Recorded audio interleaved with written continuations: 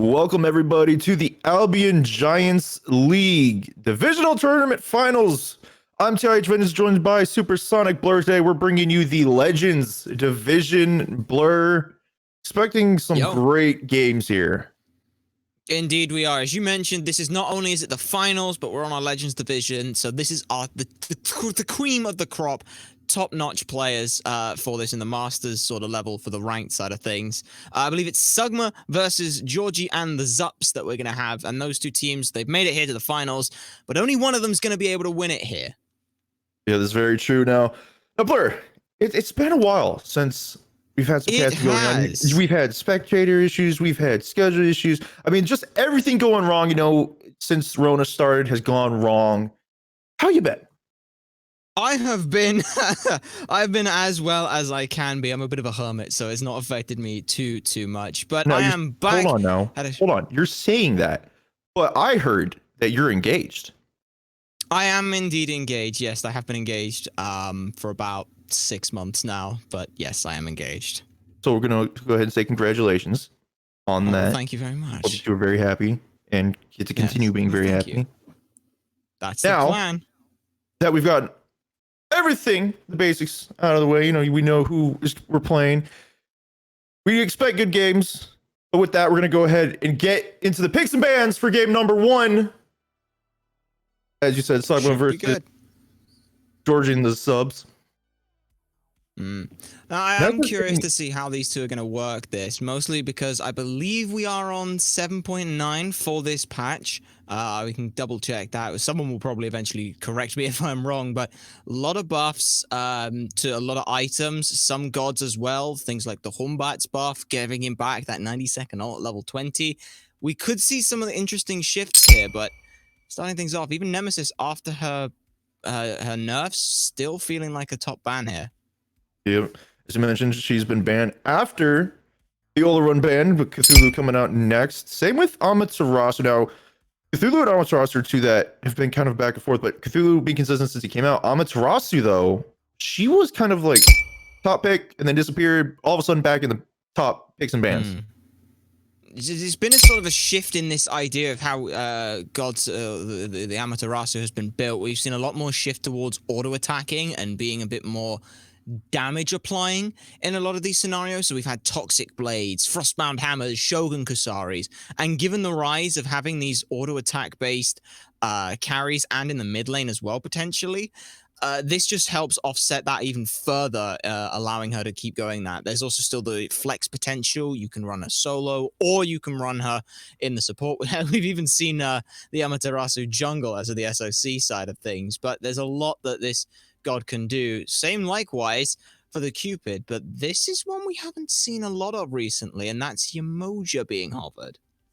Yemoja being one of those popular pick and ban characters very, very early on, even after her nerfs. But as you said, Cupid and even Persephone coming back for one of your initial top bans here from the side of Sugma. So Yemoja first pick for them, and then answered back by Freya and Horus. And even with all of the magical ADC nerfs to Hecate, she's still here.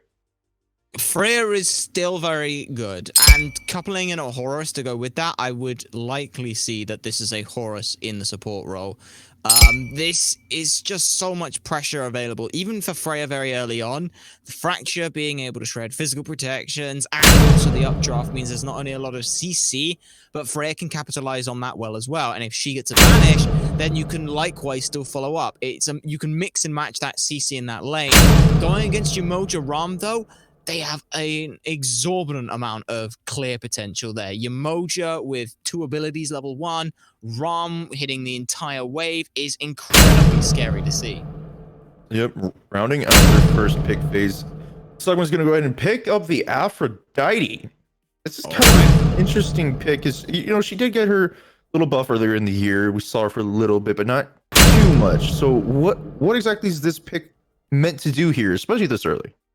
This to me seems to want to. It could be a couple of things. One, it's a security net of we think we're going to be able to take this game long, or we're going for a long game, so this is a safety net of we've got an Aphrodite if this goes late. But it can also be a little bit of a lightning rod saying, we just picked Aphrodite. You have to focus Aphrodite. So if they want to take something that can be a little less pressure for, I don't know, say one of the side lanes, like for example, the Ram who wants to get to late game, this gives them that little bit of opportunity to say, well, most of the beating is going to happen in mid. We can deal with that if you get fed, or if our side lanes get ahead and they can come in and offset that pressure. So I'm looking at what they're looking to draft around the solo and the jungle side to go with this Aphrodite pick here. And now with that, looks like Georgi and the Zups are going to answer back with the Kakulin and then immediately ban away the Mercury, whereas Sugma's going to respond with the Hunbots ban. So with this, it's kind of interesting what we're seeing banned in this second phase, but what do you expect to come out next for these bans? It seems like both of them want to try and focus out junglers. The Ravan is a very solid look. Not necessarily a top choice, but definitely something that, if played very well, can be very scary. We've always seen things like adapting, being able to just sort of man mode through. It's a very strong dive potential, can stick to the Aphrodite through all her CC and just completely out trade and box her. So I'm looking at dive potential. We could even see that the next pickup for the Zups is going to be something else that they wanted to take away, like, for example, a Thor, anything that can get to the backside very easily. I'm curious to see what the last ban's going to be, though. If they do want to try and ban away another jungler, they could play it safe and opt for a mage, but it's still kind of a toss-up here. All right, and even from some of the things I've been hearing about, Robin made good use of Serrated Edge, which also was recently adjusted in this last patch, but the final ban is going to be the Heba. And that gets rid of both options. You wanted to ban a jungler and a mage? Ban Heba. And to be fair, Heba against Afro can be terrifying for Afros to go against. He's got his range distance poke and does a lot of it early on. Oh, yes. So with that, definitely a scary look. Georgi and the Zups going to go ahead and look into getting their first pick here. Now, looks like, mid jungle is what they're going for, but they do lock in the Scylla here. So there's some late game, but they have the Freya late game. They do, and that's a little concerning. It's going to have to ride the pressure of what this Hookah lane and whatever the jungle pick is going to be. That's where things could get scary, but I guess the idea is just, we don't need to worry about anti-heal. We just kill you before you get the chance to heal. That could be the look, and we've seen Scyllas do ridiculous chunking damage into anyone. Don't disrespect me and Hop of the Low. You're in the middle of don't even try it. Pick something good, like this boy right here, Tsukuyomi. So in case any of you were wondering what we were talking about, one of the most irritating picks, I guess, for us to look at, because it's such troll, is that they were hovering a Loki. I get PTSD from a Loki mid that actually won a game. Don't. So Sugma decide they're going to answer the Scylla with Tsukuyomi and Sun Wukong, Georgi and the Zups. Okay. Currently hovering the Retatusker, which paired with the Scylla, I kind of like this. I think it's interesting overall for the comp, but with the global, I think this could be good for Scylla. It could very well do a lot of work with the Ratatoska, with the changes. There's a lot of different build paths available just from the different acorns that are viable. I think for me, though, what is really nice to see is this Sun Wukong pick versus the Hookah lane. If Hookah lane is just there to say, I'm going to get pressure and rotate, Sun Wukong says, no, you're not. We're going to man fight. And chances are I can kind of win that early on. So that's a nice look. It also means that Tsukuyomi isn't sort of tethered to one particular lane. They can try and help out this Aphrodite, and that's going to be very scary. High poke potential that could just suddenly turn to an all-in. Very, very scary. Yes, that's very true. So we're looking at both of these teams.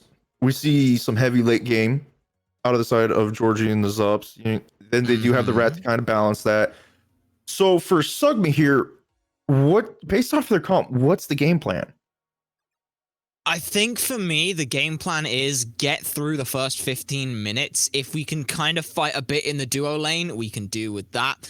If it is kind of going to be a feel of what it is that the Zups do. Whichever lane they start to pressure, they just sort of go, all right, let's try and coalesce, not let it get too far behind, and then push forward for the option of saying, well, we'll just get another lane ahead. Because right now I see two big lanes I've got to get ahead, or I've got to keep behind. It's the Ram, and put the Ram behind so Freya doesn't have a bad time, and get this Aphrodite behind because she will 100% win the game for the enemy team. So that's kind of the thing that Zups have got to do. For me, I'm just looking at Sugma and saying, whichever lane gets punished, bully the other lane, force them out of this, get Tsukuyomi a little bit of traction, get this Yamoja into the 3v3, and I think that, for me, is Sugma's game plan for the first 15 minutes. After that, it's just get to late game.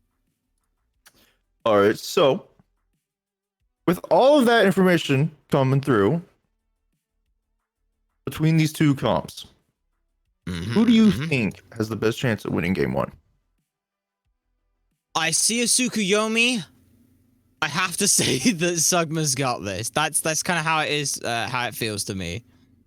Just because of Tsukuyomi? Yes. One god determines again a whole team. Well, you know, there is a Scylla to counter it, and one Scylla ult can change the entire course of the game, but it's Tsukuyomi and Yamoja and Aphrodite and Ram. If they get to late game, I don't see how that's stoppable. All right, so you heard it here first, everyone. Tsukuyomi's just that good. You see it on a team, you've automatically lost if it's not on yours. So yeah, I really feel that way. I genuinely feel that way. Oh no! All right. Well, with that, it looks like we may be ready to go ahead and get into game number one.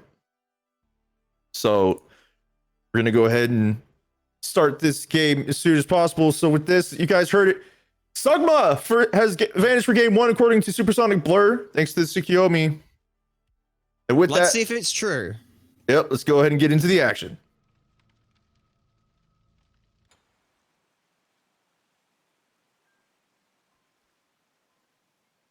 All right, now Blur. Coming into the game, we see a little bit of a difference for the solo laners. One is opting for Warrior's Blessing, no boots. The other is Warrior's Blessing, tier 1 boots. What do you think the strategy is going into this? I think so far for Vic, the idea is just a case of I need to get to the stage where I can start fighting him. The fact that there is no mana issues for the Kuka lane means that it's very easy for them to just spam out their kit and start pressuring you very heavily and very early on. So Vic has to say, I've just got to try and brunt through this. They haven't opted for a relic as well. This can be quite useful because if they don't get pressured, then they can just say, I'll get a blink and not worry about it if they can get full boots. Whereas False has just said, I want to get in as early as possible. I want to back as early as possible. I want to get back in as soon as possible. I want the teleport immediately. Right, and with that, we see over in this dual lane. You steal that? Sugma are completely pushing forward with this advantage. They've almost already cleared the wave. And Georgi and the Zups just now get there. All this damage is going through. Great stun coming out from K. Man, that was fast. That was a lot of damage. I love the fact that as soon as they didn't see anyone in lane, they're on the Alpha Harpy. Go fight them now. And I'm not 100% whether or not it was stolen, but it got a little bit of poke on. It made them think twice about being able to clear. And look at this. It made them sit on tower line. Now they're starting to hemorrhage a little bit of gold into the tower. That is definitely not looking good for Georgi and the Zups dueling so far, but they can still come back from this. This isn't like it's end all, meet all. But over in the mid lane, though, it looks like the Tsukuyomi Afro combo managed to get neutrals for free, whereas Harrison's on the back end, trying to help with the red buff, get the back camps now. But it does look like he's looking over towards this duel lane, wants to relieve some of this pressure as soon as possible. He's got to. I like this. It's less than 2 minutes into the game. He can do it. He's got Blink available. They're actually taking the fight. There's a double banish. That's good. Oh my god. Whoop comes up, gets through the dash though, gets Dudeman far enough away from the Xerxine. The stun comes through, it's good, but the dash from Horus to keep him locked a little longer. The shield comes through. He gets pushed through. Xerxine might be the one in trouble instead. Dudeman, but the knock up to push him back. The damage comes through. Man, that was a great flank from Zaracid, but the response from Kane Dudeman was just that much better. And now that it ends up failing out for them, this gives Light Tunnel a little bit of opportunity to go and invade a back camp. This is a really nice look. If they are feeling a little bit frisky, they could look a little further for a speed buff that's coming up, but instead, just want to get back. They've got probably, yeah, tier 2 boots online. It's quite the common jungler start for things, but that's a great look for them. Rat wasn't able to get any pressure. They got a little bit of pressure in the duo lane in so much that one member got low, but look at this. They're right back at it with trying to put pressure on. Yeah, Evergreen and Rossetti here tried putting a little bit pressure on while the purple buff was being done, but unfortunately, Kane and Dudeman are just able to clear it so fast. They come back to lane, throw out some abilities, and Evergreen and Rossetti have to back off. And now that they're doing purple, Sugma's dual lane is just going to go ahead and clear this as fast as they can.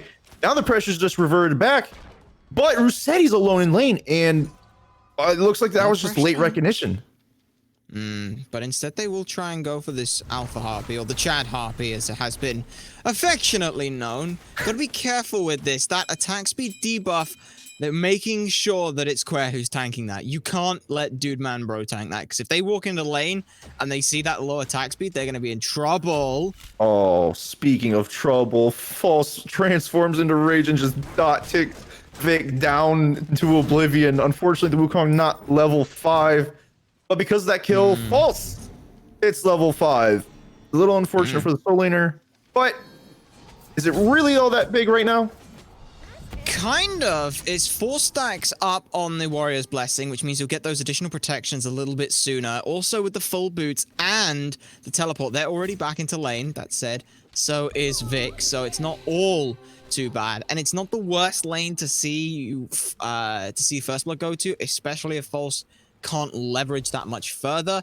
Yes, it's an early death. Yes, it's First Blood, but better to see that go into the solo lane than onto, say, the Freya getting First Blood, or the Ratatosk getting First Blood, or Scylla getting First Blood. That's where things could be very scary. Now, something I do want to point out is Rossetti hit level 5 before Dude Man did. Dude Man was even left alone in dual lane, and Rossetti's still splitting. So does this bring any kind of concern, or do you think it was just a normal XP trade where Dude Man was found a little bit behind? I think it's just a little bit of someone got something extra elsewhere, and it's fine. We did see as well, Rossetti got that whole wave off on their own. I like this idea from Georgi and the Zups. It's just, we get Freya into a state where she's okay, which is full boots. After that, we have to trust that they'll be okay. As again, Vic is pressured out hard. They're going for an invade here. Yeah, and they have 3 members here, so they're going to be able to do this, but Tsukiyomi is here. He's going to try and throw out those cloud traps, get the slow. It's a little bit, but the knockup coming through gets Vic to safety, and it looks like Tunnel wants to go in a little bit more for this. They're going to have to be careful, though, because the Kukulin's still in lane. He can flank behind them, and it looks like he's now starting to do that. Trip, though, over middle lane, solos Georgi, the Afro versus Scylla, and now the counter invade big bait on the blue. Oh, secured by False, though, so nothing for Sugma, but Zaracen's up in the air. The raging waters come out, but they're stuck in there. Zaracen, though, misses the ult, doesn't get the knockup or damage. The stun is good, and here is Vic. Cleans up Zaracen, 2 members low for each, but they managed to get out with the Horus ultimate just in time. Healing. The moment that Yamoj's Fury comes down, we see it's 2-man stun. Once that stun hits, it's start healing. Start healing. A little bit of damage, but start healing. The heals coming through are so important and useful. That's why Light Tunnel's able to get away from that. And just in the mid lane as well, watching an Aphrodite be able to walk up to the tower line and end up soloing out Scylla is so big for Sugma. Sugma are taking a fight on the on the right hand side. I expected, I was thinking, you know, well, where are the mid laners coming into this? And the moment I think that, it's just bam, that's where the kill comes up. So it may have been a case that they wanted to stop Georgi actually being able to come into that, and it resulted in a kill. Either way, really nice seeing from Trifona what we saw there of just, my job is to keep Scylla out of this fight, to keep, I trust that the rest of my team have this. Yeah, no, thanks to that kill. Tripno is up probably half level, maybe 11 level at most. So this is a little interesting for Georgi to be the one behind his Scylla, because now, even though the late game does favor him, Afro does have quite a bit of damage on that dot that does apply nearly instantly. Very true. Not to mention back off as well. So if there's anyone who are tethered who wants to dive in, that's a lot of damage, and that's then a lot of or a nice big slow as well. Following this is again we see a look for another invade here. Last time this kind of resulted in a favor for Sugma, but Georgi and the Zups seem to have learned from it. They're just going to back this one off, and it seems that they're leaning onto this pressure in the solo side of things, which is letting both these late game hunters free farm. Yeah, and with that, both supports rotated together. So this is spotted out. Now it's jungler and supports stacking together. Gonna try and secure the blue buff from the enemy this time, but instead they're gonna pull Garrison in. But the ultimate comes out. Trip knows here with the Alpha, gonna get some heals off, and now False is stuck with 4 members near him. Leaps over, but the river comes through the wall. He's stuck. K gets the kill on the False, and just in time, Evergreen gets himself out. Unfortunately, False wasn't able to be there with him. So that is yet again on the solo side. One falling on the side of Georgi and the Zups for nothing from Sugma. Very unfortunate there. Evergreen giving a little bit of false hope with that into the skies there. Couldn't get out of there in time, as you mentioned. But again, this exact same situation has happened now. With this idea of, all right, we're going to invade, then we're going to chase you out and fight you at this, fight you in that. There's no warding around on either side of this to really deal with that.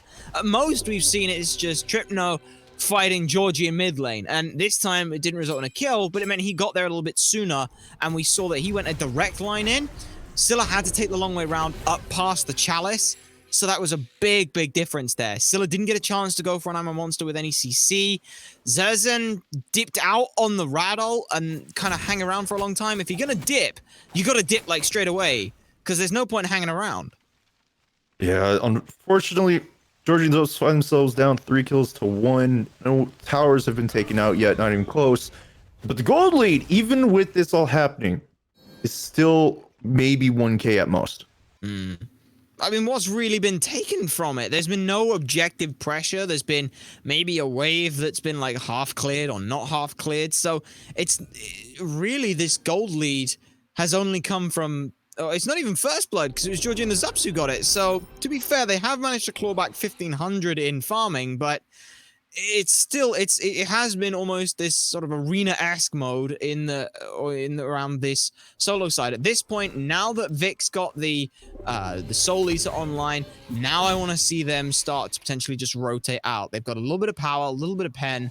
That's a good look for them. They are even and ahead, barely, but instead they just want to keep pressuring this solo side.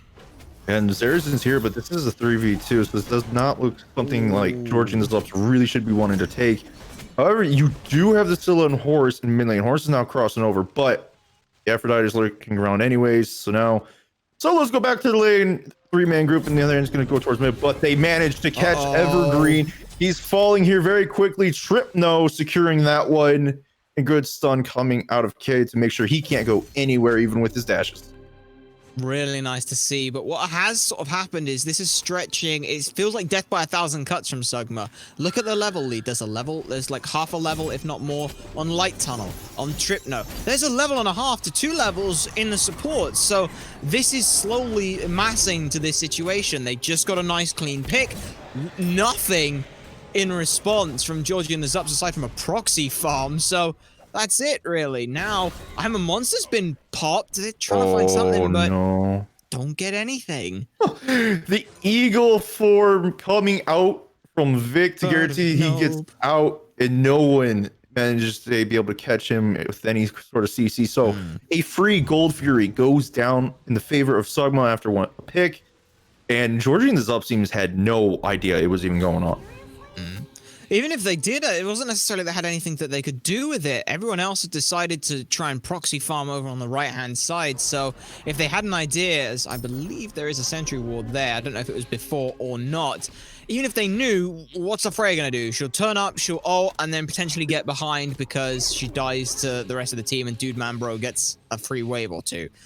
So it is kind of a case of going, all right, we made a mistake. We screwed the pooch on that one. Let's, they can have their lead. We can come back from this. All right, now I want to talk about something we just saw on the screen during that. Georgi just got half health by, I think it was 2 abilities from Afro. Yeah. These builds Georgi, it looks like I think is at 45 stacks right now, whereas Tripno doesn't have to stack at all. And interrupting this comes big. a fight. The wall's coming out. Georgi though manages to kill Tunnel in the back with a crush. Oh my goodness, it's K with an auto to finish him. But Vic comes back down from the ultimate to clean up green. They still want to continue. The Fire Giant though has been pulled by being in the pit. Tripno finishes off false with the knockback attached to Vic. So this just ends up being a 2-for-2 trade. That was the first time we saw Georgi in the fight before Tripno, and that made such a big difference. The tunneling, quite literally, from both Tunnel and Quer, put everyone down in this little corridor. Sounds great. There was only 2 of them there. It was a 2v4, so yeah, they end up falling. Tripno is able to turn back around a little later, but it's just too little too late. Tunnel dies with the ultimate as well. It was a really nice stun coming out from False to set that up for more damage. As now they're looking to try and pick this Afro. They were looking to try and pick, but the ultimate does come out giving him immunity, 16 damage, and the crush though, beads forced out. The knockback does quite a bit of damage to the Sword Jungler, and now Vic is here and he says, I'm going all in. Tunnel with the ultimate managed to get one, but Georgi's sitting there, gets the auto to clean him up. And this tier 1 tower mid lane looks like it's going to fall, but this might cost them. I'm a monster off the loop, kills Tripno. He's looking for another, does not manage to connect. So on the landing, Dudeman gets Georgi off the mobility, and now he's trying to snipe, waits out the Aegis, manages to turn the steady as well. And now we have False all alone, but he's in rage form. Zarison coming back through, has to back out. False falling behind him. Ultimate from Vic to get himself out. Tier 1 falling. Nice. We are just trading members of each team every fight. So this one, I'm going to say this looks like it favored Sugma completely. Most definitely. You lost 1, killed 2, and the tower. It'll be the first time we see Doomambro make a big rotation that wasn't to the Gold Fury. Made it so impactful. Able to pick off his lane opponent, get back into lane as well to get some more farm. And it's been, I feel one of the big things is this rise now of kin-size 3rd item. This means that if you're going against a warrior who's building a little bit more damage, you don't have to worry about it. Oh, it's not as effective because they haven't got as much, you know, haven't got as much HP, or they've got too many prots. Like, no. You still get 40 power, good bit of attack speed, and you get that passive which most hunters actively want. Bonus damage based on the target's HP that can only scale better, especially with more percentage penetration, of which there are now a lot of good items for it. And with this, I mean, comparing to Rossetti, who's got the Ring of Hecate, Lifesteal Boots, and it looks like the Hasten Ring. I mean, yep. Oh, both chunk, don't get me wrong. No, right, but the difference being is Dudeman is up about a level, and he's got 2 kills, whereas Rossetti's died once and has 1 assist. I mean, these fights clearly... Oh, no, the knock-up! Actually gets the knock-up, might be able to live! Beautiful! Immunity. Beautiful immunity, but burns the Aegis as well. Can't be doing that. That's what the Afro ult's for. That was definitely a very good ultimate to save Tunnel's life, but it looks like Georgi and the Zups are setting around the Primal Fury spawn, and they are here for any rotation coming through. False manages to catch 2 with the root. Almanza comes out, but does not connect. Zarison's up in the air. He's going to land. Finish off Tripno. The Rivers walls do come out. And they do quite a bit here, but unfortunately, K was alone. Rossetti cleans that one up. Dude, man, gets Evergreen on the back and goes up to snipe. He's looking for Zarison. Tunnel finishes that one off, and now Tunnel finishes False off as well. And Georgi running, but Tunnel's still there chasing him down. But Rossetti on the back end cleans up Dudeman. Quadra kill for Light Tunnel on Rossetti for the end of that fight. Deicide coming through. This Primal Fury is going to be free for Sugma. Georgi spent just a little bit too long trying to get their kills there, and it was unfortunate. Georgi missing the I'm a Monster. That was a big part of what got them those big burst kills the last time they started getting themselves a real strong foothold in a fight. They poke out Light Tunnel. Great. That feels fantastic. And they kind of have to stall because the Fury hasn't spawned yet. So they try and take this pick-off fight. It starts off in their favor, but Light Tunnel is able to get back into that.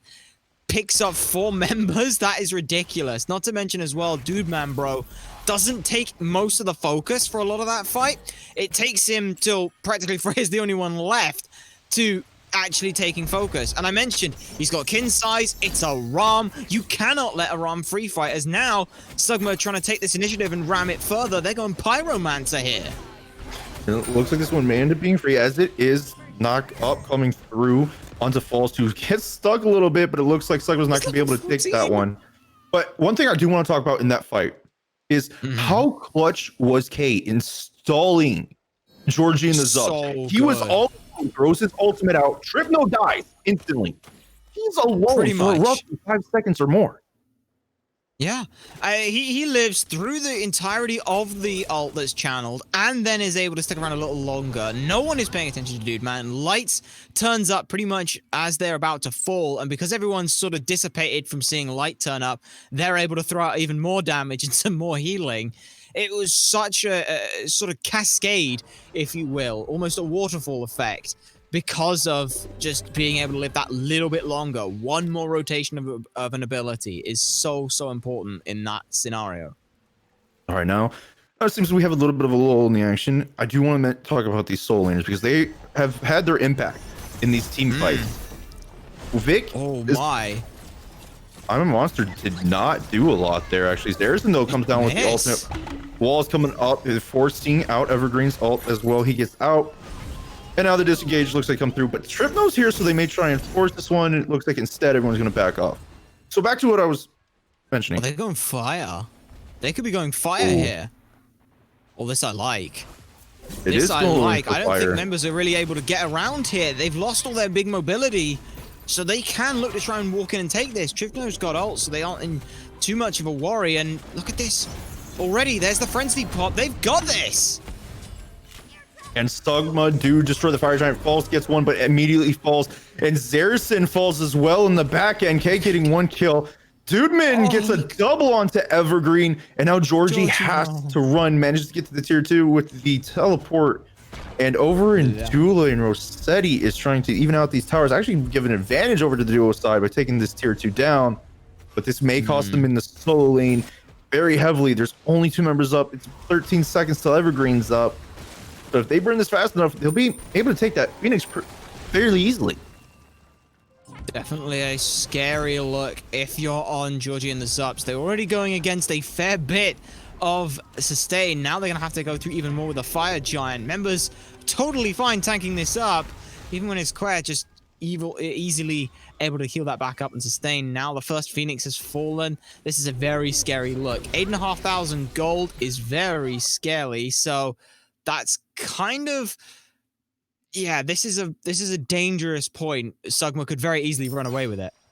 Yeah, 20 minutes in, 8,500 gold difference, as you mentioned. Georgi and the Zups only have 2 Phoenixes and 3 towers left. Sugma have 4 towers left, but all the Phoenixes still difference 17-9 in favor of Sugma. Now, before I kept getting interrupted by the fights, I wanted to mention the solo lane difference. It was a 3-level lead, 18-15 at the moment. Is now 19-16, Vic versus False. These builds, they're building differently with a couple of the same items, but what here shows you is a huge difference for their fighting. For me, it's a little bit of the playstyle. Both want to get to the backside and dive it, and they've opted for 2 different options for how to do that. Vic has opted for the Soul Eater to say, I'm going to be able to sustain through and keep myself healthy.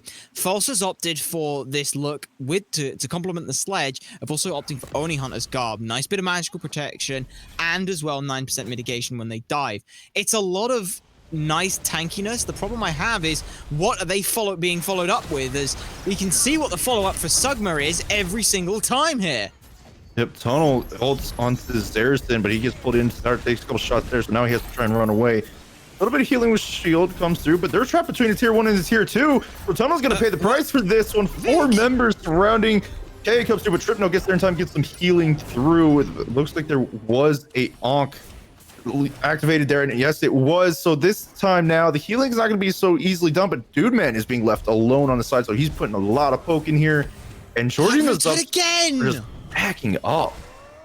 That Riptide's been so strong, actually stops Vic getting through. Beautiful Rom snipes end up picking up the Ratatoska. The minions deal with the tower, and they're full on diving in. Afroalt goes out as well. Members are getting low, and Rom started to actually push some damage through. Tripno will be the one to get the last hit and kill, credit for it. Well, that's 2 picks, and What I thought was a bit difficult was the fact that they were out with their solo lane was out on the right side, but they were keeping the Scylla busy, and now again they made that faster rotation. Yep, now in a 4v3 situation. Only one Phoenix and one tier 2 left standing for Georgi and the Zups, and it looks like Sugma want to try and end this game. And oh, Evergreen went in but missed the dash, but now forcing a couple members under a Phoenix. And this is close. Okay, is falling low because of the Titan.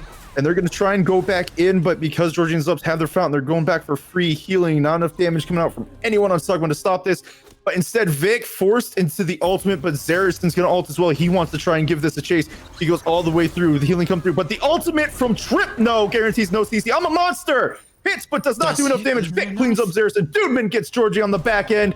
And now it looks like it's coming closer to ending 4v3 yet again after these picks by Russetti takes Trip no out with Mad Burst.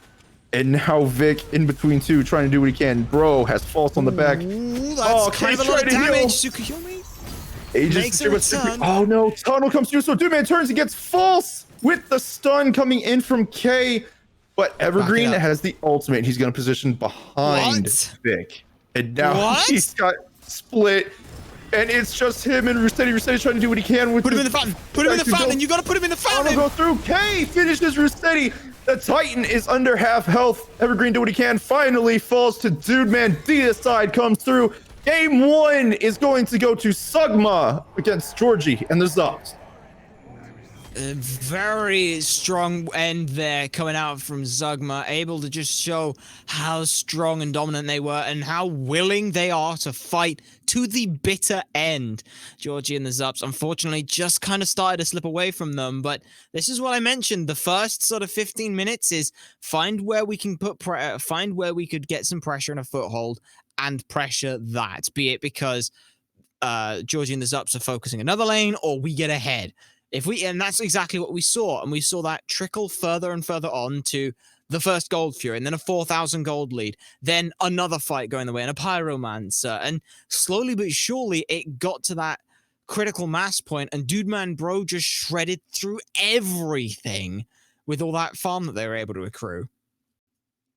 Yeah, now, I mean, Dudeman did so much damage. I think at the end he had 25, almost 26k. And his closest in the entire game was 19,000 player damage. So, do you think the strategy of focusing solo lane, because it seemed like Georgi and the Zups were the one initiating this more often than not? Do you think the idea of focusing? They were the ones to start it, yeah. Do you think the idea of focusing solo lane, letting your ADC try and free farm, is really what they're going to want to go through with next time? Because Dudeman was left alone as well as a result, and we see what happened. I'm okay with the idea of letting your hunters farm up and get to the late game. The problem is you can't have the enemy mid laner also farmed up and getting to that stage. The reason we saw a lot of that pressure was because Vic took that first blood fall to false, and then it was the invades and counter invades, and it was in those counter invades where the sustain started to show up, and there wasn't a huge response for that anti-heal. We saw the Divine Rune come out third item. We saw the Brawler's Beat Stick come out second, but the Ratatoska isn't necessarily the best at being able to widespread apply something like that. I would have loved to have seen False try and even go for Pestilence or something. If they're going to dive that far and try and be that impactful, you can't just rely on Barbed Spear for that. All right, and with that, that was game number 1. Sugma taking the series lead 1-0 so far against Georgi and the Zups. And before we go ahead and get game number 2, we're going to go ahead and get all set up for picks and bans. So we're going to take a quick break. We'll be right back.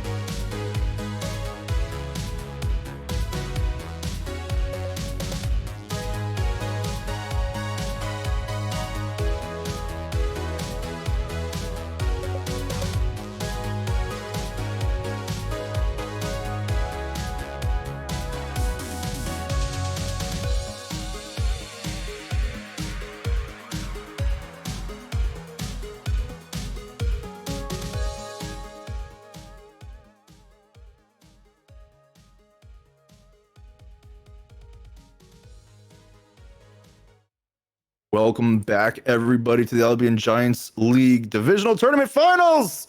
We're bringing you legends once again. I'm TIH Vengeance, joined by Supersonic Blur. And Blur, as we're getting into picks and bans for game number 2, Sugma took game 1 pretty convincingly within the first 30 minutes of the game. So, with that in mind, is there anything different you'd like to see, either picks-wise or just strategy? Oh, this is a very curious thing that we see, that it's actually Sugma who go and ban away the emoji. They're highly respecting it and don't even want to, leave the option of, all right, you guys can have it and we'll show you how it's really done. It's nope, we're not doing with that. It could also be a slight throwaway ban of, it's something good, but what are you going to leave up for us? They have got second pick, which I believe it was Georgi and the Zups who opted for first pick. So they must have some strategy here going forward with it. And I'd have to think it's got to be Freya first pick, right? And so far, it is Freya first pick coming out from Georgi and the Zups. But aside from Emoji, it looks like we are going to have the same bans in the first phase as last time. Sugma's going to go ahead and get rid of Cthulhu and Persephone, whereas Georgi and the Zups get rid of Nemesis, Olorun, and Amaterasu.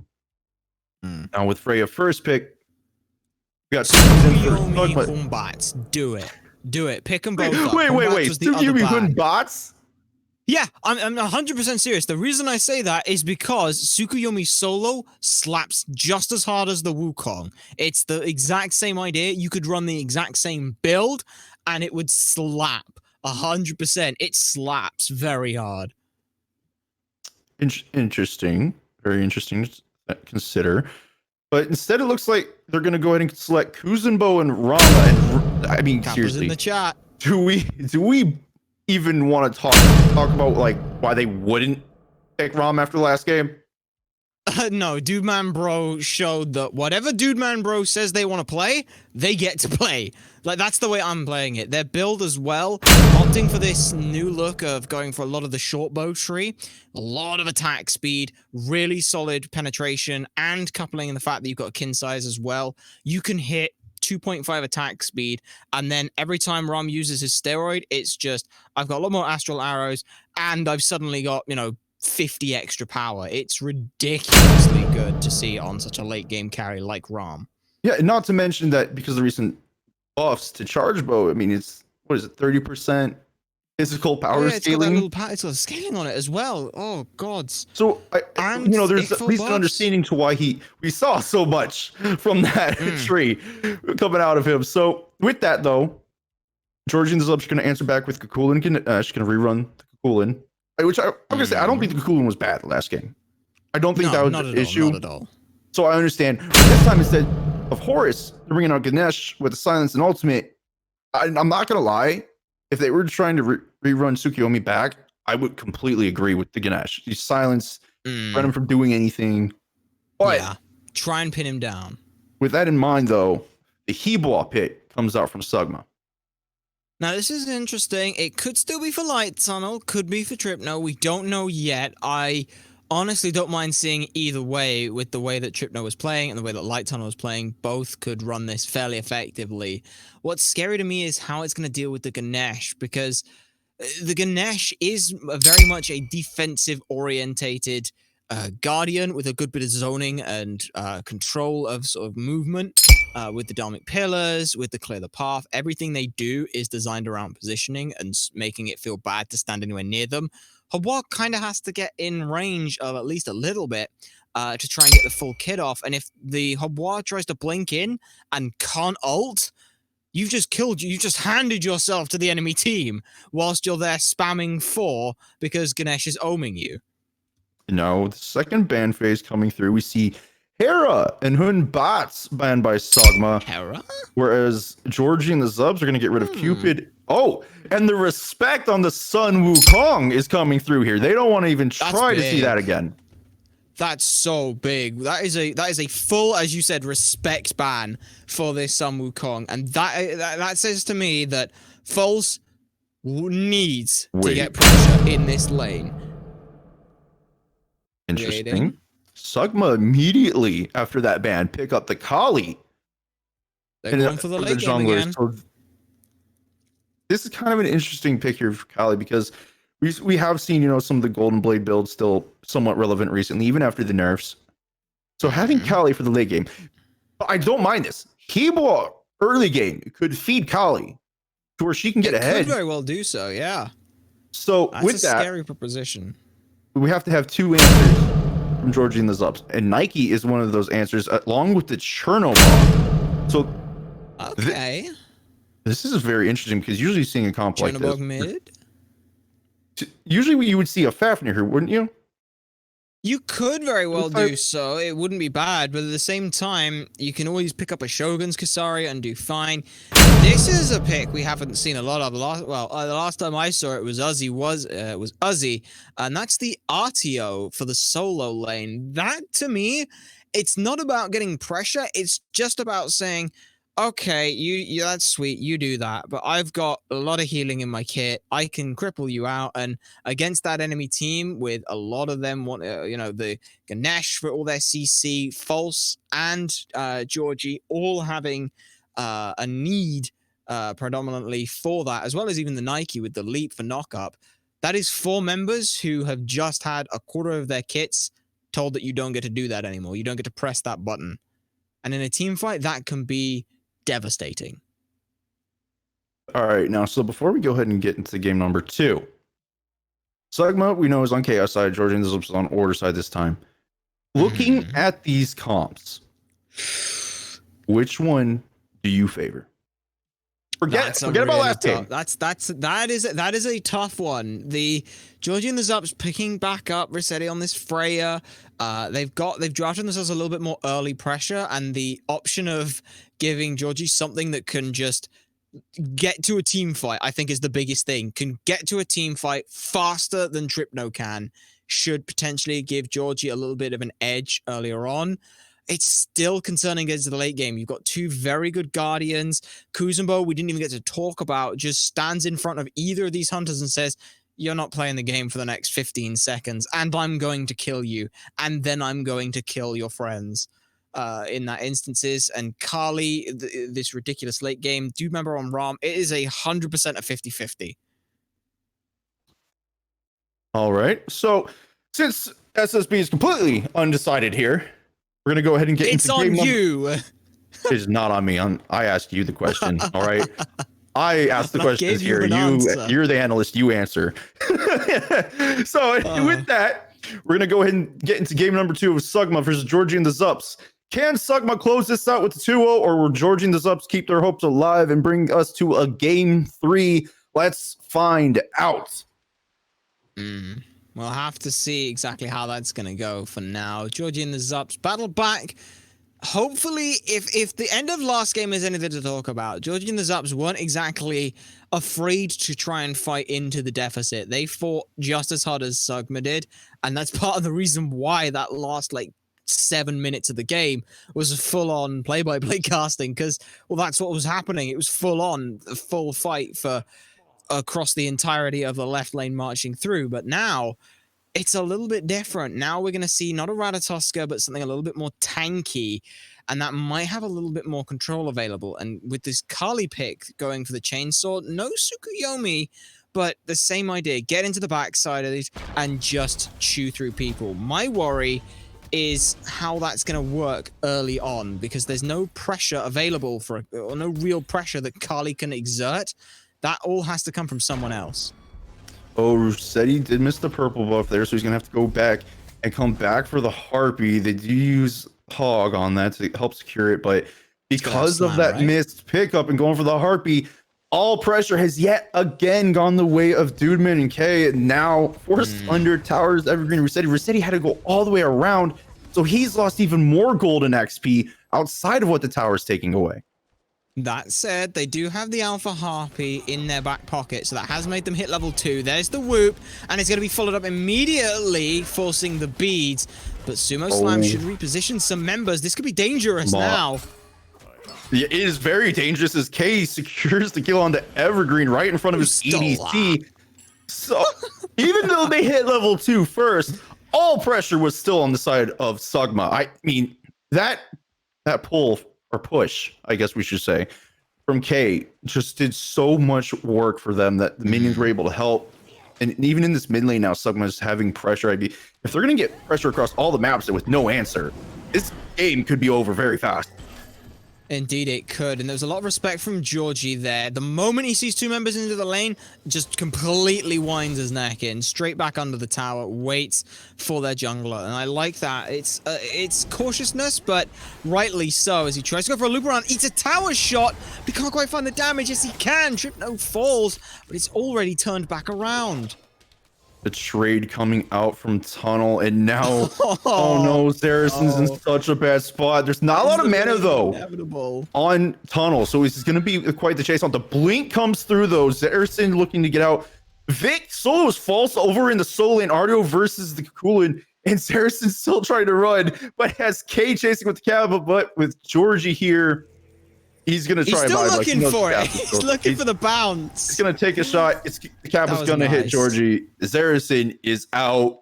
Overall, we had a 1-for-1 trade, but because of the solo kill in solo lane from Vic, it's 3 kills, 1 favor of Sugma.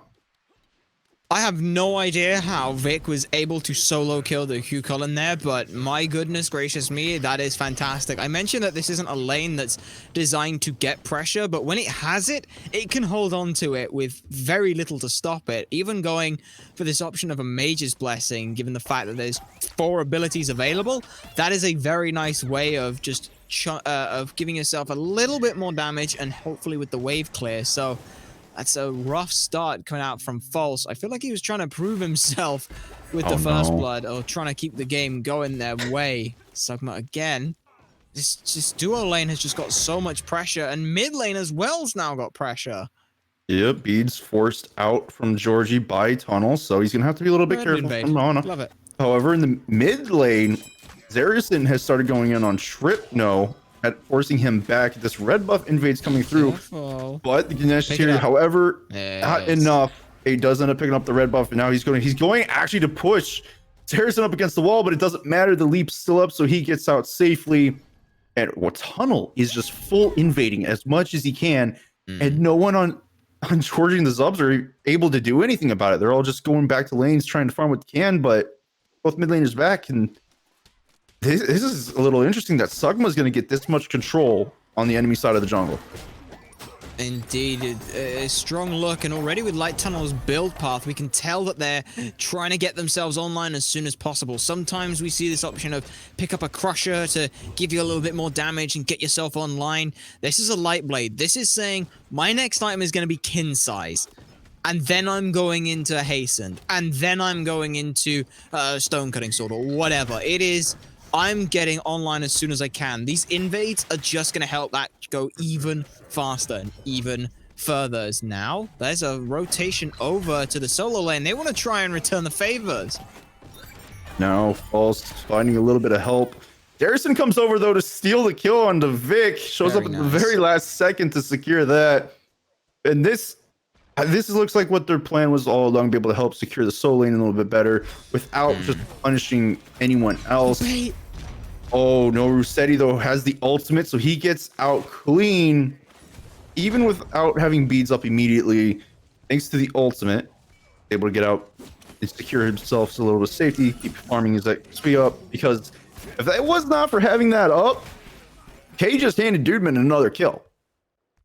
He would have definitely done, and that would have probably spelt the end of that lane as mid trying to poke out. They are, and this is what I mentioned going into it. It's the idea that Georgie can make rotations faster than anyone else can. So when you get this option of False saying, "I've got a kill available here," and Zerasen's like, "Yep, all right, I'm on my way."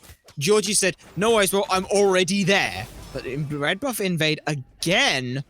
Sugma are not taking this one lying down. They've still got themselves 1,000 gold lead.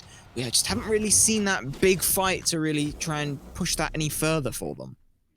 It's still a little early. They do have a Kali, so it's a little bit harder to force these early fights for getting a few kills, team versus team, but they are doing a good job of forcing people out, trying to find their picks, and this solo lane Vic finds himself very low on health, so he's going to have to back off. So he's False a little bit of an opportunity of rotation if he chooses to. These neutrals are going to be fought over, and Georgi and the Zups look like they have control, but they're passing along. But instead, it looks like Sugma got both. That's just this pressure and dominating force that they've built themselves. Not pressure in terms of the gods. You know, they've got themselves a god who's further ahead and fed, and or they were so much far of a lead. I mean, pressure is in mental pressure. We're here. We can fight you. We will fight you. You don't want to do that. That's the kind of situation it feels like they've got, is this looming presence, which Georgi and the Zups have done well so far to deal with, and they're going back in on this solo side. Oh man, poor Vic just Wow. finds 4 members What? on him. All of a sudden, Georgie gets that kill. This is gonna help him come back from Tripno as he's down. It's level 7 versus level 8 in the mid lane right now. So everything he can take to get back, he's gonna take. But over on the left-hand side of the map, this dual lane is at the Gold Fury right now. They did walk over word crossing over, so Beautiful. Georgie and Evergreen do have an idea that this could possibly be getting done. They are rotating over. They're going to cross a couple wards themselves, and so Kay's going to do what he can to try and slow him down. The carpet comes out, but it's not enough. Be It's in the careful. air. Dude, man, actually Sneezed. dies because of it. The Dark Pillars as well. They're going to pull, and they're going to steal it away after the kill. Georgie and the Zups. What? That was- What just happened? That was so strange. You sort of look and go, don't worry guys, I can zone them. Eats one order and goes, oh no, I can't zone them. I'm going. We saw Evergreen get the absolutely perfect Dharmic Pillars placement. Hits Dude Man Bro, the Fury, Tripno. I don't think got the chance to ult through. They ulted away out of to try and keep themselves safe, and that resulted in oh no, Certain. Sorry, they just completely forced out. They die. There's no way to stop it. There's no steal potential. They just get completely run out there. And you mentioned it before. They walk over 1 ward to get there. That's what sealed them there. If there hadn't been that ward there, they would have got away with that for absolutely free. So this is your PSA. Buy wards in your game. It lets you steal Gold Furies. Now, Light Tunnel on this Kelly is looking yet again to find whatever farm he can on the enemy side of the jungle, but not really much there. But he does see an opportunity for a gank over in dual lane as Rossetti's getting poked hard by Two Man, and he comes in and Tunnel secures that kill under tower. That's just good heads up play there. And now Evergreen is here, but so is K. So this could have been a 3v1, but not going to push their luck. Gonna back off, push the waves in the best they can, backspin their gold. Over in the mid lane though, Tripno on this heat ball is starting to get closer and closer towards this Georgie Cherno. Even though he can ult, he's still getting pressured on. And poor Vic, he's just, they're both. I feel like this is my fault. Bullying him. I think it's 100% my fault. I said this is a god who, when they get a lead, it's very hard to wrestle it away from them. I should have put a big asterisk next to it, and then the fine print saying, unless you 4-man rotate 3 times back to back on cool, you know, to punish them and tower dive them, and then take their tower under 10 minutes. To be fair to Vic, he's playing RDO against the Kakulin and solo lane. And this comp, they're not going for the immediate win early game. They have a Kali, so they're 100% playing for the late game. Speaking of playing for the late game, Lightzone just goes in on Zarison and gets that kill. Doesn't even have to ult for it. There's multiple members there to help. The Dharmic Pillars come through though, so he's going to now pop the ultimate. He's going to kill Evergreen, get up double kill, heal himself back up. Dude Man on the back end snipes false. And now Georgie is all alone as no one from Sugma falls in that fight, even with members low. Oh my, K. Blink! Oh, that was such a good blink, playing with the health bar. But now Kali's trying to play with hers. Very low. They go up into the Living Nightmare. Can't quite find the shots. They do finish off Light Tunnel, and there's the double kill. It was unfortunate. If they could have got that pick, Kali would have had the full health again reset. Unfortunately, just not quite enough. There were beads available, and Georgie used them. And that was a very good punish from Georgie there. I was surprised CK go and he got the beats. I was like, great. But hopefully they were going to back off. Nope, they don't. They keep pushing it. Unfortunately, Tunnel takes quite a few pokes from the tower, so he gets low. And I mean, you're going up against a level 10 or 11 Cherno at the time, who's got Transcendent stacking and Ninja Tabi. You don't get to. You can't. They took the risk. Yeah. They got beads. Should have just walked away. And then they got turned on. Yeah, I think that was a little bit awkward. And again, it's just with Kuzumbo playing with a health bar. I love the initial blink in, pushback, get the beads, as you've mentioned. The problem was, it's at that point, you're already too low. The fight's over. Carly then trying to go in. It's again, it is this idea of I can get a reset. If I just burst him down quick enough. And then Quare's there like, I have to go in now. I've got to help my Carly. And now he's the one who needs a little bit of help. Yep, 4 members here going in on K. Georgi cleans up that kill. On the back end, Tripno's getting progressed on by Saracen, but he's finding himself Dark Pillars, however, separating this fight. Tunnel has to use the ultimate to try and get something going, and George is going to go into the wall to wait out that ultimate. But now Vic here is trying to force something, but he doesn't really have the help here from his teammates. They're pretty low on health as well, doing everything he can, but he's falling low. Georgi actually gets the kill, and now it's just Tripno left. So remaining members of the team who were there left the fight. Just it looks like it's a bit of an overextended fight, a little too much, and False kills Tripno, who's trying to get killed, but Dude Man is here. So he's going to trade False out, and he's going to go up in the air to try and snipe. He gets one. He gets two. Dude Man gets Evergreen on the long run, but he has to beat an Aegis immediately. The ultimate coming out of Georgia to get him there as well. That push! And trying to dodge and weave within the wave. He does manage to do so. Zaracen can't reach with his Rend. Oh my goodness, this extended fight is taking so many turns, but K may find himself falling again. Zaracen does get the knockup.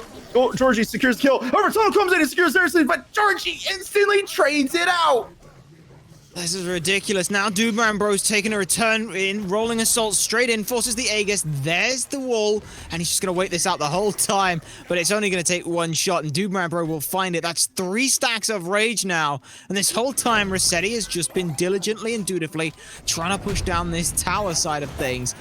It's such a long extended engagement. The problem I had is Light Tunnel coming back in was the hero play. Unfortunately, they hadn't come back from base. They'd just gone back around and farmed up a bit, so they weren't full health to come back into that. That's what was concerning. The fight went long enough for them to do that. They just didn't. Did that fight favor anybody? No. Not really. Look at the graphs. Not really. If anything, it's just even the game further out. And I was just looking at how everything's happened. I'm like, at some point, this fight has to be dropped, so someone gets the benefit. But no, it just kept going. And even at the end, the Soul Laners continued it themselves in the mid lane. But now both teams... I guess the thing would be is that which team has the better late game, that's probably the team it benefits if this is just trading out for 15 minutes. Did you just try to use better as a punt? No. I didn't say better within, I was like, that's usually when you're quotation marks. Okay. I know usually when you're doing a punt, you like to emphasize things, and you did that there. I was like, wait a minute. I did. However, now talking about making a coin toss here, Sugma start up the Gold Fury, trying to spot out some responses, and there are members of Zups around here. This could be the one that breaks the camel's back. They already lost one to the rotation from Georgi and the Zups, so Sugma played this one very close to their chest. Zarazen's gonna go ahead and get some damage off leap in to knock up one, but the counter ultimate comes out. Doesn't matter who said he means up. Okay, Dark Pillars used it as well. Dudeman went up in the sky trying to do some damage to the arrows. He does manage to hit a couple, but it does not finish anyone off or put them very low. Now 2 members low under the tier 2 in the dual lane side. And up in the air goes Vic. He has 5 members surrounding Tripno, however, is on the back end. He puts Georgi very low. The dash forced through. Now members are going to have to try and rotate to protect him as Sugma started looking to answer back. However, they have 2 towers down. As during all this, the left-hand side tier 1 did go down. And Vic wants to chase somebody down, try and get a kill, but instead, doesn't look like it's going to be possible. Tunnel has to leap out of there, as his life was going to be in danger very quickly. And now, Georgi and the Zups taking a little bit of the pressure back, don't want to be chased too much. Vic is following all the way through over to mid lane. Looks like they're going to try and pressure this tier 1 in mid. And even though this fight looked like someone could have taken Gold Fury afterwards, both teams played so well repositioning that you just got to reset. Yeah, it was honestly the big thing for that is the fact that False was there and Vic was not. This knock up into the Dharmic Pillars means that immediately they're down. Sugma are down a member. Now they could have a little bit more problems as a lazy bag is caught, but the stun is good to try and disrupt it, but not quite enough. Tripno will fall, but it'll be traded out immediately, and I think that was also Carly's target. Oh my goodness, Tunnel takes so much damage here. He's not going to be able to chase this. He gets a little bit of healing back, so he's not quite dead. But False wants to complete chase. He's in Rage Transformation. but with the dash, he gets closer to the wall. The mid-tier one for Sugma falls, and they're not pushed through. But on the back end, Georgi ulted, trying to clean up tunnel. Doesn't manage to do so, though. The ultimate comes through from K, but that can't keep him alive either. And now it is just Vic and Dudeman here. But Georgi and the Zups have to be a little bit back and forth about this because Dudeman has been doing a lot of damage to them. They have, but opting for a slightly different variation on the build here with the crit, so they're not quite at the stage they were last game. And now, Georgi and the Zups have free reign over the pit for this Primal Fury, which could be very good late. Dumambro's doing well to try and hold everyone off. Georgi will grab that Gold Fury, but Kali has deterred off a little bit more of the fight. There's Dharmic Pillars, and there's a 1 HP Huka in the backside of things. Can they find the shots? Vic does manage to secure it after the silence goes away. And now we see Darrison. Oh my goodness, getting counter ulted by Trip No Ball. Vic cleans that one up. So now, even though Georgi and the Zups got the Primal Fury, they end up losing the fight, losing 2 members for none. And Sugma's going to do everything they can to push that tier. It is a rotation over to fire. They do have to be careful. The Rossetti is up with ultimate. We don't. They really can do fire here. They can 100% do this. Yeah, there's not really any word. They should have the damage. Vic is keeping an eye out, so is K. And Rossetti's just walking up. Vic's gonna get the stun. Rossetti gets ulted back. No one gets close enough to Fire Giant in time. Sugma secure that. This fight is going to continue. Rossetti forced into the ultimate, and Dudeman gets Georgi on the back end. Vic gets Evergreen, who got trapped, and now Tripno with Dudeman is looking to get false. Rossetti has 3 members of Sugma on him. He falls under the tier 2, and Tripno's in a lot of trouble here. Thorns was popped, but Dudeman saves the life. Wow, what a fight.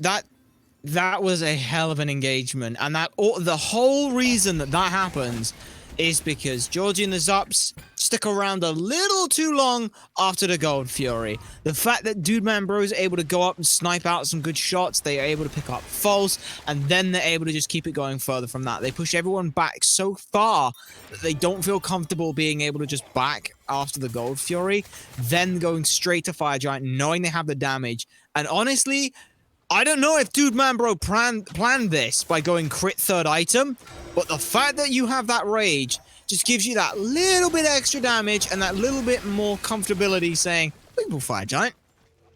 Yeah, I mean, they took a loss on the Gold Fury. Killed 2 members of Georgi and the Zups, immediately rotate for fire after putting pressure in mid. They almost took it for free. There was a little bit of contention, not too much.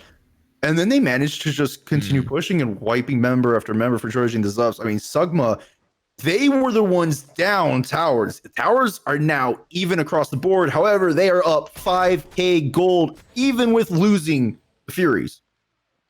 Indeed they are, and it felt like this whole thing has been like a JoJo's thing of, haha, we're ahead now, we just got Fury. It's like, no, we planned for you to do that so you'd get low and then try and take a fight, and now we've turned it back around, and now we get Fire Giant off that.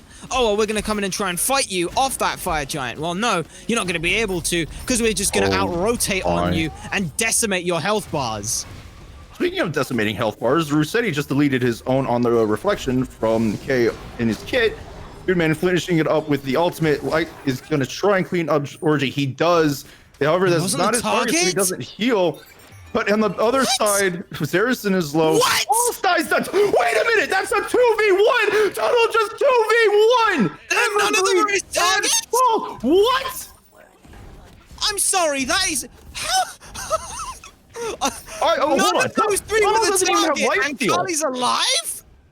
Keep in mind, Tunnel does not have lifesteal. He just, after finishing off Georgi, 2v1 under half health. I have absolutely no words here, as now Georgi and the Zups have to face down the unstoppable force of Sugma in their throne room. Light Tunnel doesn't even give them the courtesy of death. And instead, it's the Titan that might be falling, but false is back, and then target, the DPS on the Titan, wane for a little bit, but guess who's the one to finish it off? It's Light Tunnel with a blink back in. That was an absolutely insane ending. Someone clip that. All from that the Gold Fury fight, where even though they lost it, someone take 2, they go rotate, get the Fire Giant, they get towers, even everything out, and all of it. Tunnel. Biggest turnaround in How the do you- history of Smite that I've ever casted. Is Tunnel's that ultimate right was, there? hold on. Tunnel's ultimate was down. He used it to kill Georgi. Georgi was not his target, Yep. so he's not full health. He still have health. Takes a little bit to poke. He is fighting. If I remember correctly, that was Evergreen and False. Yep. And he beats both of them. Both of them. Both What? of them. That With was with no additional penetration, I should add. No, that was such That an was incredible pure chewing. play out of Tunnel. Not only to be able to pick up the one kill, but to be able to clean up two off the back end. That was insane. Now, congratulations to Sugma for taking the incredible 2-0 win that's from that second game. They have won the Legends finals. Georgi and the Zups unfortunately fall short. And they looked really good this game too. They were up for so long and just had an unfortunate fight at the end that just swung all of a sudden completely in Sugma's favor. So I'm going to ask you, who do you think for this set, not just one individual game, for the set, is the MVP? Dude, man, bro, 100% of the way. The fact that they were able to, when we saw Tripno almost end up falling versus False, they were right there, back in for the game of it. They were enabling other members of the team to pop off. And we saw just how impactful that was. Rossetti felt like they were relegated to, I've just got a split push, then I can maybe try and farm up on things. That was the situation that it felt like the mindset Rossetti ended up in. And Dude Member just said, all right, I can half rotate, you know, pop off a few snipes, maybe get a kill. Maybe I'll full rotate to this. Maybe we can commit a little bit more to it. That was, for me, the big thing.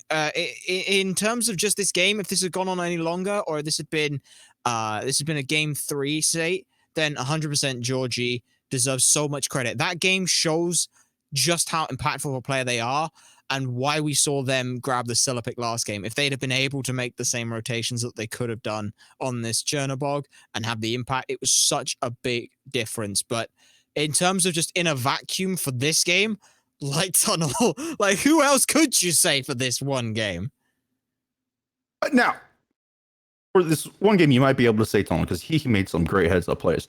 But for the set, I do agree that Dubin does deserve. I will say that my other one would be K. He had so many incredible, not only just setup plays, but clutch plays where he either survives or stalls long enough that he sets his team up, they come back, wipe. I mean, there's so many things as a support he was doing that even in the team fights, we couldn't notice immediately, especially in that second game. But we felt their impact it just as enabled the fight went everything. on. Yeah, right. Definitely So, would agree with you there. Dude, man, he's going to go ahead and get the MVP for this one from us. I'd say K is a close one on this one as well. But with that, that is the Legends Divisional Tournament Finals for the Albion Giants League. Sugma taking that one in a clean 2-0. Very fun games to watch. And before we go ahead and get into the second set for another division, I'm going to go ahead and take a quick break.